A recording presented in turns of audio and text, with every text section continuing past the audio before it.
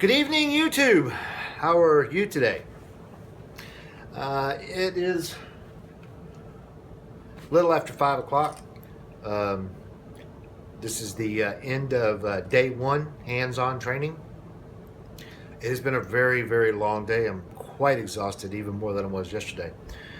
And it's been just a running heavy day. Got up at 4:30 this morning. In preparation of being able to move out of the Maverick Hotel. As you can tell, I'm no longer at the on-campus site. I'm at the Galloway Inn now, which is a hotel down the street that rumor has it the Maverick actually owns. Whether that's true or not, I can't say. I do know that right at the present, pretty much the entire second floor is taken up with people who are in hands-on training.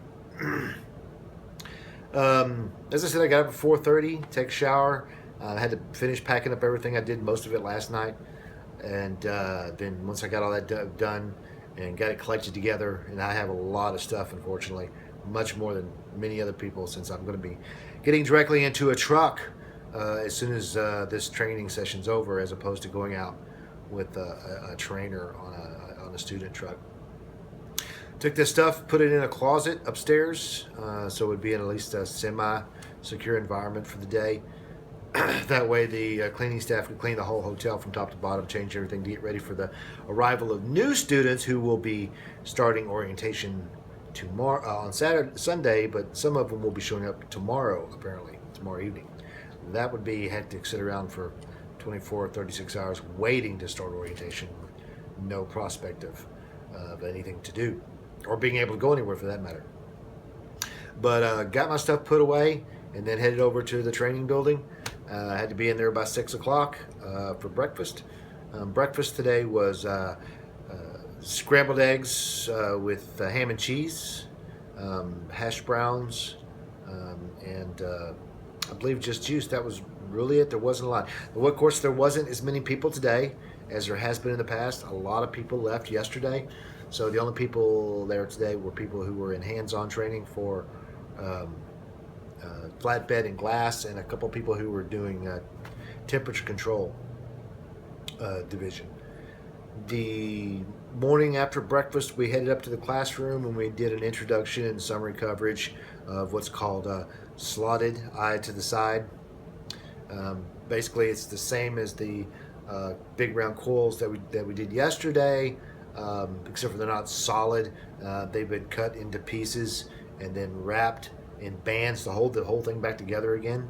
I guess it's really done for the mill cuts them to ship them to people who need them in smaller bands.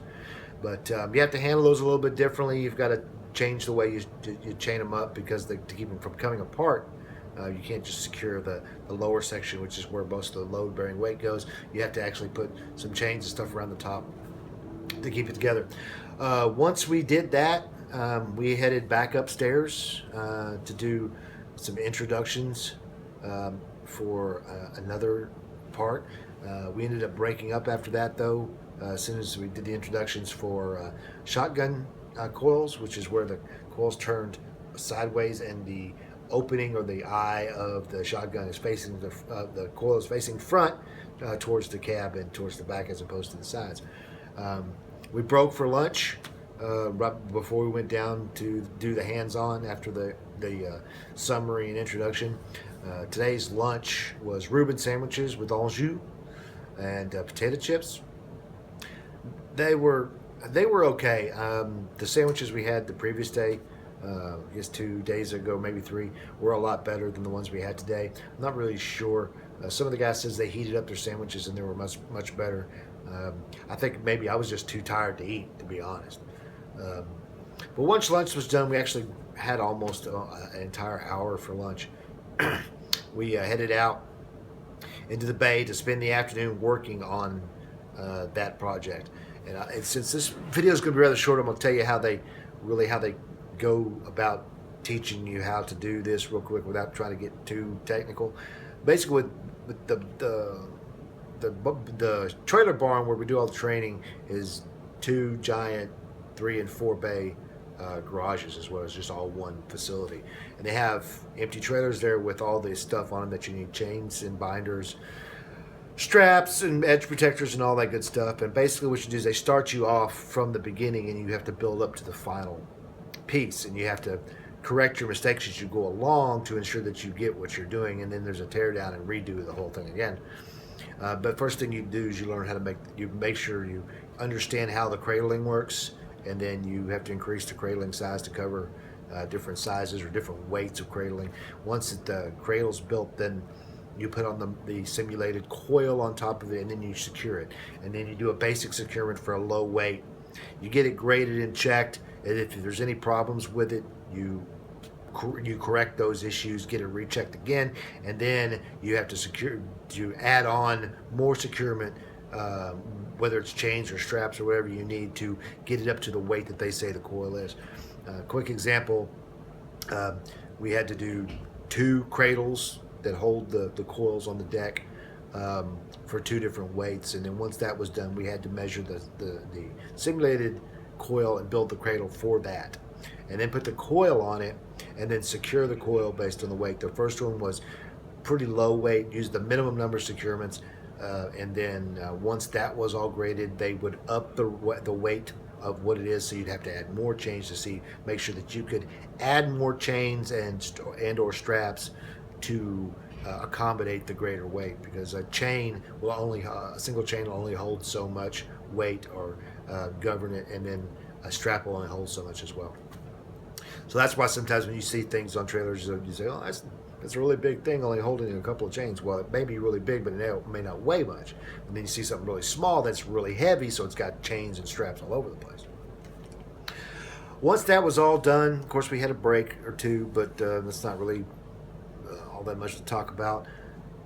We went back up to the classroom after breaking everything down and prepping it for tomorrow, where we'll be doing slotted or cut coils that are shotgun coils to the front, and then probably something else after that. I think we're doing multiples after that. I'm not really sure.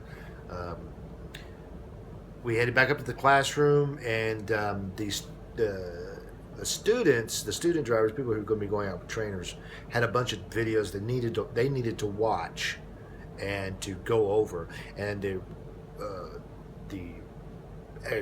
experienced drivers had a couple of videos too. One on the Park Smart system that Cascadia uses for their EPUs, as well as an Opta-Idle video.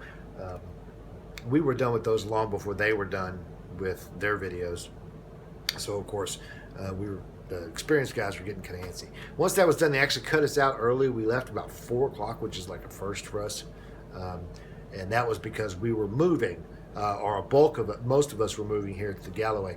I do believe 4 people ended up staying at the Maverick Hotel, and which means that Sunday's class, orientation class, is not as big as the one last week, because the maximum they can have in an orientation class is 34. Even though they have more, but because that's the number of rooms that they have available over there. Actually, there's 8 rooms on each floor, so there's 32 beds, but they can do 34, I think, is what they said. How they manage it, I'm not really sure, unless there's an extra room upstairs that I missed. But so that's pretty much it for today.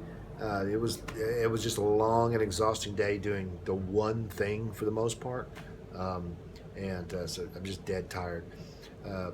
I will say, give an observation of something that I've noticed, and I guess this really goes towards truck drivers more than Maverick per se, though Maverick does seem to have its quirkiness, and it's a good quirkiness. There's nothing, I have yet to find anything negative to say, at least in my experience, other than I think the pace of training is a little bit slow, but that may be because I'm an experienced driver, and I'm used to trucking, and I know some of the things they're already teaching me. But we have to go, how it is in training mass groups of people, you have to go at the pace of the slowest learner. And that's something else that they did today that I didn't mention, is once we were done, they held a bunch of people back for additional training for the evening because they're just, I guess they're just not getting it. But you got to remember too, my understanding is that if you can't get through the training, they can still cut you up at any time. Especially the students, they're on probation until they're released from their trainers at the end, and then they come back and do their evaluations and then get their truck. Up to the point you get your truck, you're able to be cut at any time. So if you can't hack the flatbed training, they can get rid of you. And I'd hate to see at this point anybody get cut because they can't secure, but it's a possibility. But my observation about truck drivers, and it's really prevalent. I can see it. I mean, I already knew this, but I really see it here at Maverick during our breaks. From what I can tell, out of the original 31 people who started with us, of course, we're down to 22 with some additions that they brought in that were on the road that were supposed to go to temperature control, but decided to do flatbed instead. That 9 out of 10 of the people here smoke, and or do dip, and even the guys that dip smoke. It seems like, and that tells you something about this industry. I vape. And I'm only one of 2 people in my entire class that vape. And me and him talk a little bit, but not that much. I believe he's from the north, Philadelphia. I don't remember. Of course, I'm from the south, so Yankees and Rebels don't mix. But it seems like everybody, and I've only really noticed one person who doesn't smoke. And even he told me that he used to smoke, but he doesn't smoke anymore. But he still hangs out with us. I guess he wants to get that secondhand smoke. But something I really noticed about this industry, that a majority of drivers smoke.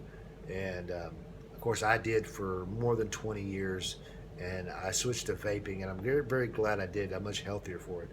But it's that antsiness that people get when they go 2 and 3 hours without a cigarette can really be felt here at orientation. So if you come here for orientation, whether you're coming as an experienced driver or as a new student, and you don't smoke, be prepared to be around a lot of smokers. I had gotten used to not smelling that cigarette smell all the time, and now I smell it day in, day out all the time, and I'm actually starting to get immune to it again. This video is a little bit longer than I had planned, and I'm hoping you're enjoying these videos. I'm enjoying making them, and that you're learning something. If it's your intention to want to come to Maverick and you have questions, please feel free to leave comments below or email me or post them on TTR. And if you decide that you want to come to Maverick, and I'm not recruiting, but if you decide to come to Maverick and put my name down as a reference, I'd be greatly appreciated. It would help my family financially, and it will help you as well. And I would be eternally grateful. So there you go. So take a moment. Like I said, if you enjoy these, click the subscribe button and follow me. And we'll continue this journey. We got a few more days of hands-on training left, and then we're on the road. So keep the shining side up, 73s, and I'll be talking to you tomorrow. Bye.